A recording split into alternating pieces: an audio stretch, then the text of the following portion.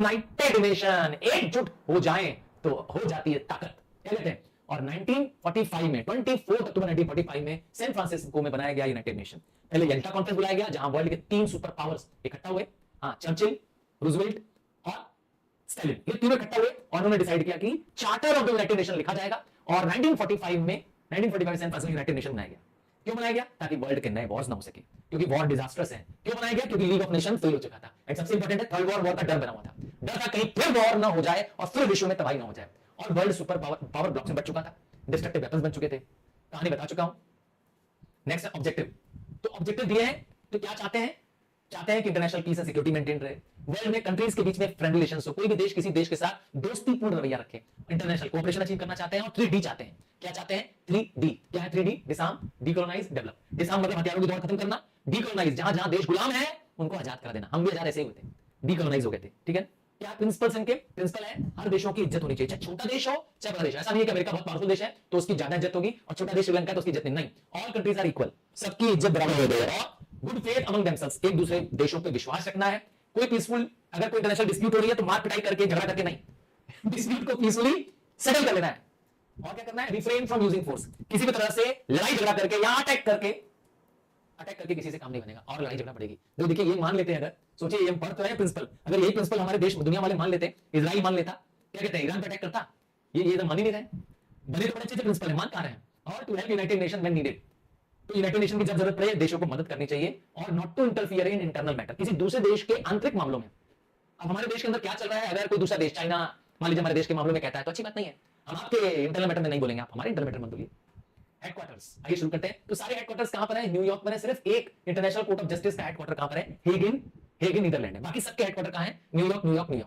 ठीक है, इजी रहेगा। सबसे पहले देखते हैं यूएन फ्लैग। तो यूएन फ्लैग कैसा है? लाइट ब्लू कलर का है, white at the centre and polar map है। आप देखेंगे पोल का बना हुआ दिखाई देगा आपको, पोल दिखाई देंगे, पोल रीजन दिखाई देंगे।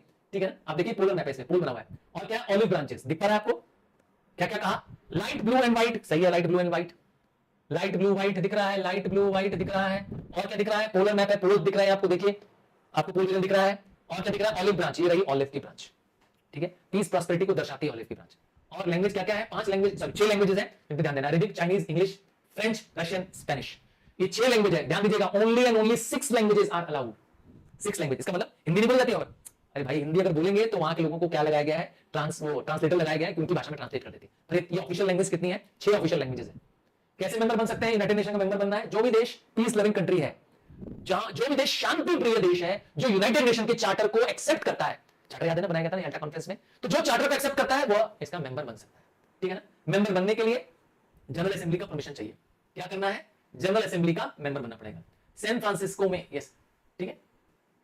और क्या करना है? देखिए organs of the United nation, वैसे तो 6 ऑर्गन्स है, आपके सिलेबस में सिर्फ 3 है। आपको 3 ऑर्गन्स को बहुत डिटेल में पढ़ना है। सबसे पहला ऑर्गन पढ़ रहे हैं जनरल असेंबली। ये वर्ल्ड की पार्लियामेंट है, जैसे हमारे देश में पार्लियामेंट है ना, हाँ वर्ल्ड की पार्लियामेंट। हर देश के 5 मेंबर, ध्यान सुनिएगा, पूरे वर्ल्ड के 193 अप्रॉक्सीमेट मेंबर्स हैं इस समय। ठीक है, हर देश के 5 मेंबर्स में इकट्ठा होते हैं। कल्पना करिए बड़ा सा हॉल होगा, वैसे वोट एक काउंट होता है, ध्यान दीजिएगा। मेंबर कितने जाते हैं? 5। तो हर देश के 5 मेंबर जाते हैं, वोटिंग होती है तो एक वोट काउंट होता है। तो ये वर्ल्ड की पार्लियामेंट है जहां पूरी दुनिया के मेंबर्स जाते हैं, 5 रिप्रेजेंटेटिव हर देश से जाता है। और यूनाइटेड नेशन में कोई भी देश का एक वोट काउंट होगा, इंडिया का एक वोट काउंट होगा। मेंबर नहीं 5 जा रहे, वोट कितना काउंट होगा? 1। और जो भी डिसीजन होता है वो 2/3 मेजॉरिटी से लिया जाता है। समझ गया ना? 2/3 मेजॉरिटी मतलब समझ गया ना? अज्यूम कर रहा हूं कि 180 मेंबर, एग्जांपल है, समझाने ले रहा हूं। कितने बोला? 180 है नहीं, मैं एग्जांपल दे रहा हूं। मान लीजिए 180 देश है, ठीक। 180 का 2/3 करोड़ कितना आएगा? 120। तो 120 अगर देश किसी पक्ष में फैसला लेंगे तो वो मान लिया जाएगा। समझ में आया? 2/3 का मतलब, हाँ वैसे 100 का 2/3 करोगे तो 66.6% आएगा। ठीक है, अप्रॉक्सीमेटली 67%। क्या पावर है जनरल असेंबली का? तो पावर है एडवाइस देना, इंटरनेशनल पीस एंड सिक्योरिटी के मामलों में एडवाइस देना। कहीं दो देशों में झगड़ा चल रहा है उसके लिए एडवाइस राय देता है। सिक्योरिटी काउंसिल जनरल को अपॉइंट करता है जो कि डिस्कस करता है सिक्योरिटी काउंसिल के बारे में। और क्या करना? डिस्कस करना कोई भी इंटरनेशनल डिस्प्यूट के बारे में और उसे पीसफुली ही रिजॉल्व कर देना। अगर कहीं झगड़ा चल रहा है पीसफुली उस झगड़े को क्या करना? सॉल्व कराना। और क्या करना है? To receive and consider report of all other organs of the United Nation. जितने भी यूनाइटेड नेशन के और ऑर्गन्स है, मैंने कहा ना जितने भी और ऑर्गन्स है, टोटल 6 ऑर्गन्स है, मैंने बता दिया। आपके सिलेबस में सिर्फ 3 पढ़ना है आपको। तो उनके क्या करना? रिपोर्ट रिसीव करना। अगर सिक्योरिटी काउंसिल, जिसके बाद अभी ऑर्गन पढ़ेंगे, अगर सिक्योरिटी काउंसिल किसी पे एक्शन लेने नहीं ले पाता है, कहीं पर अटैक नहीं कर पाता है, एक्शन नहीं ले पाता है, तब जनरल असेंबली क्या कर सकती है? खुद एक्शन ले सकती है। और क्या नाम देंगे? Uniting for piece resolution 1950। इसके तहत उसके पास पावर है कि वो किसी भी देश के खिलाफ एक्शन ले सकती है। अगला आ रहा है सिक्योरिटी काउंसिल। जरा देखिए तो सिक्योरिटी काउंसिल को एक राउंड सी टेबल बनी हुई है, ध्यान से देख रहे हैं। तो ये एक एग्जीक्यूटिव बॉडी है, एक्शन लेने वाली बॉडी है। क्या? अटैक करने वाली, एक्शन लेने वाली, वर्ल्ड में पीस मेंटेन करने वाली बॉडी है। क्या काम है? पीस एंड सिक्योरिटी मेंटेन करना। इसमें टोटल 15 मेंबर होते हैं, 10 नॉन परमानेंट मेंबर होते हैं। ध्यान सुनिएगा, 10 नॉन परमानेंट मेंबर होते हैं जिनको जनरल असेंबली इलेक्ट करती है 2 सालों के लिए। 10 नॉन परमानेंट मेंबर होते हैं जिसको जनरल असेंबली इलेक्ट करती है 2 सालों के लिए। 5 परमानेंट मेंबर हैं जिनकी वोटिंग नहीं होती है, मतलब इनको इलेक्ट नहीं करना पड़ता, एक बार बन गए तो यही रहेंगे हमेशा के लिए। और 5 परमानेंट मेंबर कौन कौन से हैं? तो 5 परमानेंट मेंबर है China, France, UK, USA and USSR. देखा, ये दुनिया के ताकतवर देशों में से हैं और इंडिया भी चाहता है कि हमें भी इसका इन परमानेंट मेंबरों में नाम जोड़ा जाए, क्योंकि अब हम भी दुनिया के सबसे ताकतवर देशों में से एक है। और क्या है, सुनी जा रही है हमारी? आपके नहीं सुनी जा रही? मैं कह रहा हूं नहीं, धीरे धीरे हमारी बात भी सुनी जा रही है, जल्दी ही हम भी इसमें मेंबर होंगे। चलो, और जनरल असेंबली क्या करती है? 10 मेंबर को मैंने कहा चुनती है। ये वीटो पावर क्या होता है? अगर एक परमानेंट मेंबर क्या कर दे, किसी काम को, किसी एक्शन को लेने से मना कर दे, उसे कहते हैं veto. A negative vote of the permanent member. ध्यान दीजिएगा, परमानेंट मेंबर का 5 परमानेंट मेंबर है, अगर उन्होंने किसी काम के लिए मना कर दिया, किसी एक ने भी मना कर दिया, तो वो काम नहीं होगा, उसे कहते हैं वीटो। अब पावर एंड फंक्शंस क्या करती है? मैंने कहा पीस एंड सिक्योरिटी मेंटेन करती है। कोई डिस्प्यूट है तो उस पे जांच करती है, हाँ, किसी के कहने पर मान लेंगे, जांच पड़ताल करती है, रिपोर्ट बनती है और सेटलमेंट करने का तरीका बताती है, क्या क्या तरीके हो सकते हैं सेटल कर सकती है। अगर कहीं बात नहीं मिल रही है तो अटैक भी कर देती है। हाँ, इसके पास अपनी सेना है, सिक्योरिटी काउंसिल, सुरक्षा परिषद, इसके बाद खुद के पास सेना है। और तो और ये नए मेंबर्स के लिए एडवाइस देगी, अगर किसी को नए देश को मेंबर बनाना होगा तो ये एडवाइस देगी तो ही बन पाएगा। और ये जनरल असेंबली को एडवाइस करती है सिक्योरिटी जनरल अपॉइंट करने में।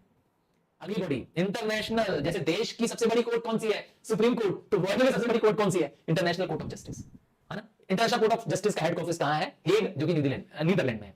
क्या करती है ये? सेटल डिस्प्यूट करती है? नहीं, ये लीगल क्वेश्चंस पे एडवाइस भी देती है। आपने देखा बिल्डिंग कैसे दिख रही है? हाँ, कैसे है? 15 जजेस में बनाए जाते हैं, 9 साल के लिए जज अपॉइंट करते हैं। जज को अपॉइंट कौन करता है? जनरल असेंबली और सिक्योरिटी काउंसिल इंडिपेंडेंटली। ध्यान दीजिएगा, इलेक्शंस कब कब होते हैं? 3 साल में एक बार होते हैं। 1/3 मेंबर रिटायर करते रहते हैं। कितने? 1/3 मेंबर रिटायर करते रहते हैं एवरी 3 ईयर। ठीक है, जो जज रिटायर कर रहे हैं वो रीअपॉइंट हो सकते हैं। अब क्या है पावर, क्या काम करती है इंटरनेशनल कोर्ट ऑफ जस्टिस? भाई वर्ल्ड की कोर्ट। अब सोचिए इंडिया और जापान में झगड़ा चल रहा है, अज्यूम करते हैं झगड़ा चल रहा है, किसी ट्रीटी पर झगड़ा चल रहा है, हमने ट्रीटी मानने से मना कर दिया, तो कहां जाएगा Japan? International court of justice. समझ गए? तो पार्टीज, अगर मेंबर कंट्रीज इसके साथ जस्टिस चाहती जा सकती है। कोई लॉ का सोर्स पता करना है, कोई इंटरनेशनल ट्रीटी है, कोई इंटरनेशनल कन्वेंशन है, कस्टम है, इसके बारे में अगर पता लगाना है तो वो ट्रीटी क्या है, इंटरनेशनल पीस ट्रीटी क्या बनाई गई थी, कस्टम क्या थे, वो सब किसके पास है? ये सब रिकॉर्ड किसके पास है? इंटरनेशनल कोर्ट ऑफ जस्टिस पर। और क्या कर सकती है? Voluntary jurisdiction. अगर कोई देश झगड़ा कर रहे हैं, वॉलंटरीली उसमें मदद कर सकती है। वॉलंटरी मतलब अपनी इच्छा से। और कंपल्सरी में क्या हो जाएगा? यहां उनको आना ही पड़ेगा। कुछ ऐसे डिस्प्यूट है जो इंटरनेशनल लॉ से रिलेटेड है, इंटरनेशनल कंपनसेशन है। मान लेते हैं एक देश ने दूसरे देश पे क्या किया, कंपनसेशन का लॉ लगा करके, हाँ, जैसे वर्ल्ड वॉर 1 की बात हुआ था ना, किसी देश ने मानने से मना कर दिया तो यहां जाएगा। कंपल्सरी मतलब होता है यहां पर इंटरनेशनल पीस, इंटरनेशनल कोर्ट में नहीं जाके क्या होगा, एग्रीमेंट होगा, कहीं हो सकता है। एडवाइजरी मिशन में वो एडवाइस दे सकती है। किसको एडवाइस दे सकती है? Organs of the United nation को एडवाइस दे सकती है, एजेंसीज को एडवाइस दे सकती है ना।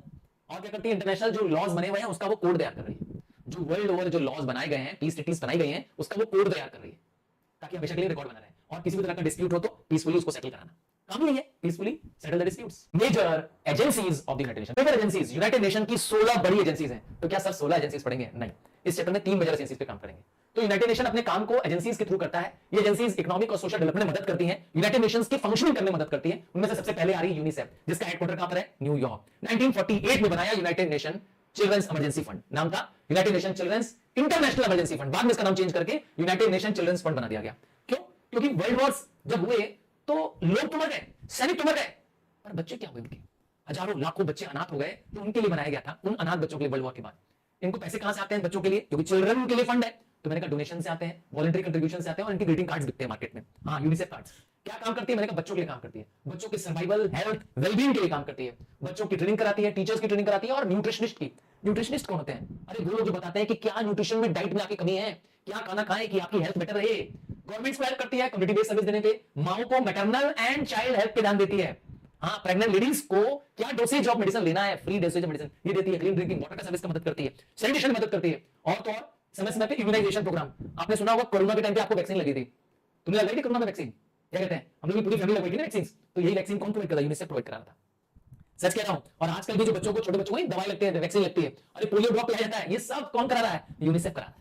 ठीक है, तो immunisation programme from the preventable disease, ये इनका इंपॉर्टेंट गोल है। अगला आ रहा है WHO। देखिए 3 या 4 से अधिक फंक्शन मत करेगा, बस मैक्सिमम, उससे नहीं आने वाला है। तो WHO में एक स्पेशल एजेंसी है, सिर्फ हेल्थ के लिए मेंटेन करने के लिए है, और 1948 में इसको भी एस्टैब्लिश बनाया गया था। इसका मकसद क्या है? Highest possible level of health for all. क्या? Highest possible level of health for all. कहां हेडक्वार्टर है? जिनेवा। ठीक है, फंक्शन क्या है? देखिए इसका फंक्शन क्या है, आपने ये सिंबल देखा होगा, सांप बना हुआ दिखेगा ना, देखा होगा आपने।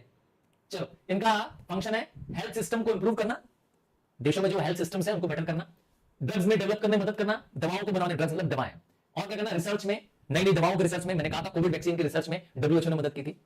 हाँ सच कह रहा हूं, इसके साइंटिस्ट लगे हुए थे। और safe drinking water, waste disposal में मदद करना, हेल्थ केयर पर्सनल्स को डेवलप करना, हाँ भाई डॉक्टर नर्सेस को ट्रेन करना। सच कह रहा हूं, इनके पास अपनी खुद की क्या है, टीम है जो डॉक्टर्स वर्कर्स को ट्रेन करती है। अगला आ गया UNESCO, United Nation educational scientific and cultural organisation, ठीक है, 1946 में बनाया गया, 1946 में बनाया गया। और क्या ऑब्जेक्टिव है, चाहते वर्ल्ड में पीस एंड सिक्योरिटी आए, कोलैबोरेशन से आए। हम जितना मिलेंगे आपस में शेयर करेंगे, अपने कल्चर को शेयर करेंगे, अपने एजुकेशन को शेयर करेंगे, हाँ तो हम उतना मिलेंगे, नतीजा देश प्रेम बढ़ेगा, वर्ल्ड के प्रति, कंट्रीज के प्रति हमारा विश्वास बढ़ेगा, और नतीजा क्या होगा, दुनिया में लड़ाई नहीं होगी। तो ये इनकी सोच है, बहुत अच्छी फिलॉसफी है। और कहां है हेडक्वार्टर इनका, पेरिस। एमसीक्यू बन सकता है। तो एजुकेशन की फील्ड में काम करते हैं, इलिटरेसी दूर करते हैं लोग, हेल्प करते हैं इलिटरेसी दूर करना, एडल्ट एजुकेशन, डिस्टेंस एजुकेशन में मदद करते हैं, even women's and girls education में मदद करते हैं, फाइनेंशियल मदद करते हैं, साइंटिफिक डेवलपमेंट में मदद करते हैं, समय समय पे सेमिनार ऑर्गेनाइज करते हैं, साइंटिस्ट लोगों की मीटिंग बुलाते हैं लोग। सच कह रहा हूं, बड़े साइंटिस्ट लोगों की कॉन्फ्रेंसेस बुलाते हैं। और क्या करते हैं, रिसर्च ऑफ जियोलॉजी, मैथ्स, ये करते हैं। कम्युनिकेशन फील्ड में कैसे मदद करते हैं, better quality of press films develop करने में मदद करते हैं। क्या करती है प्रेस फिल्म, अरे कम्युनिकेशन का माध्यम बनती है। और क्या करती है, हेल्प करती है डेवलपिंग कंट्रियों को कम्युनिकेशन डेवलप करने में। और freedom of press and media में मदद करते हैं, कल्चर में भी मदद करते हैं। मैंने कहा ना, इनका मेन मकसद क्या है, एजुकेशन के थ्रू, साइंस के थ्रू, कल्चर के थ्रू, कम्युनिकेशन के थ्रू क्या करना, वर्ल्ड में पीस एंड हार्मनी लाना। तो टेक्निकल एडवाइस देती है, इक्विपमेंट्स देती है, फंड्स देती है, किसी मॉन्यूमेंट को सेव करने का। आपको पता ही होना चाहिए, ताजमहल की रक्षा करने के लिए लोग पैसा दे रहे हैं, पता ही नहीं आपको। हमारे देश में बहुत सारे मॉन्यूमेंट्स को यूनेस्को ने वर्ल्ड हेरिटेज साइट घोषित कर रखा है। सही कह रहा हूं, वर्ल्ड हेरिटेज साइट, और उसको डेवलप करने, मेंटेन करने में मदद करती है, उन आर्ट वर्क्स को मेंटेन करने में। और क्या करते हैं, बुक्स को प्रिजर्व करती है, जैसे पुराने जमानों की लिखी हाथ से लिखी मैन्युस्क्रिप्ट्स, हाँ ये लोग प्रिजर्व करते हैं उसको, और आर्ट एंड मैन्युस्क्रिप्ट को बचाते हैं। समय समय लोग क्या करते हैं, कल्चरल मिशन भी लेते हैं दूसरे देशों में। इंडिया का तो बहुत पुराना एसोसिएशन है यूनेस्को के साथ,